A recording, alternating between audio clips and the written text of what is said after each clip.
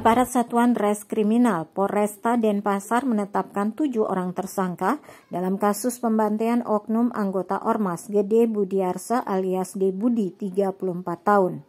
7 tersangka termasuk Wayan Sadia tak menunjukkan raut wajah penyesalan atau bersalah usai menghabisi nyawa korban dengan sadis. Kapolresta Denpasar Kombes Jansen Avitus Panjaitan mengatakan ketujuh tersangka yaitu Wayan Sadia, Pendi Kaimanan asal Maluku, Beni Bakar Besi asal Maluku, Jos Budi Liku Mawah asal Karanganyar, Gusti Bagus Christine Alevanto alias Evan, Gerson Patiwailavia asal Ambon, dan Domingus Bakar Besi alias Boncu asal Ambon nampak tenang dengan baju tahanan dan tangan di borgol saat digelandang aparat Senin 26 Juli 2021 sore.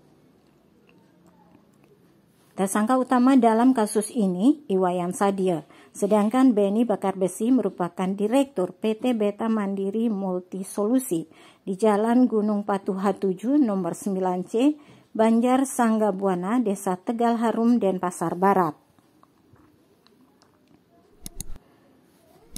Perwira polisi asal Sumatera Utara itu melanjutkan, setelah dilakukan pemeriksaan saksi-saksi dan olah TKP, kronologis penebasan dan pembantaian itu akhirnya diketahui dengan jelas. Berawal pada Jumat 23 Juli 2021 sekitar pukul 14.00 WITA, 4 orang debt collector dari PT Beta Mandiri Multisolusi datang ke tempat kos korban Ketut Widiade alias Jerodolah 26 tahun di wilayah Kuta Badung. Kedatangan mereka untuk menarik sepeda motor Yamaha Lexi DK2733 ABO yang dibawa korban.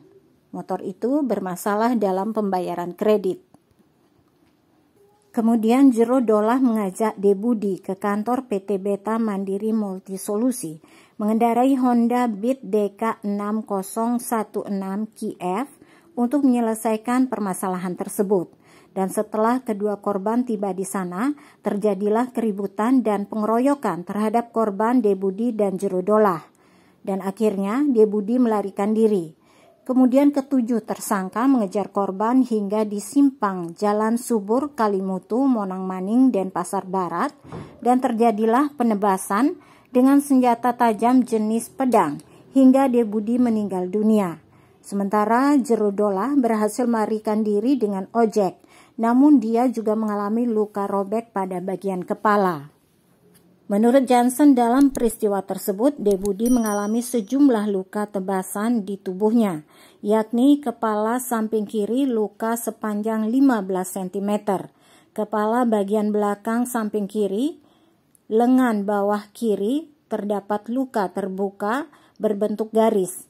Kedua tulang lengan bawah kiri putus, paha kanan depan luka lecet, di sekitarnya terdapat memar, dan lengan bawah kanan terdapat luka terbuka hingga mengenai tulang.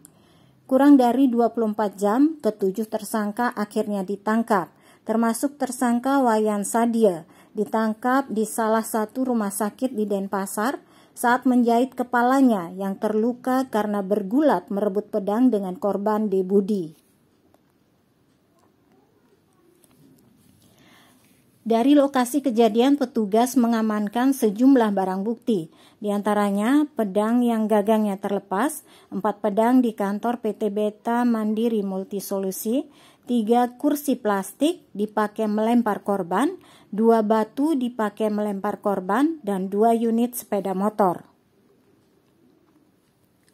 Sedangkan para tersangka dijerat dengan pasal perkara tindak pidana pembunuhan dan pengeroyokan atau penganiayaan yang mengakibatkan korban meninggal dunia serta membawa atau menguasai senjata tajam, yakni pasal 338 KUHP dan atau pasal 170 ayat 2 ke 1, ketiga KUHP, pasal 351 ayat 3 KUHP, dan atau pasal 2 ayat 1 Undang-Undang Darurat Nomor 12 Tahun 1951 dengan ancaman maksimal 15 tahun penjara. Para tersangka dikenakan pasal berlapis. Tim Liputan Bali Week News melaporkan.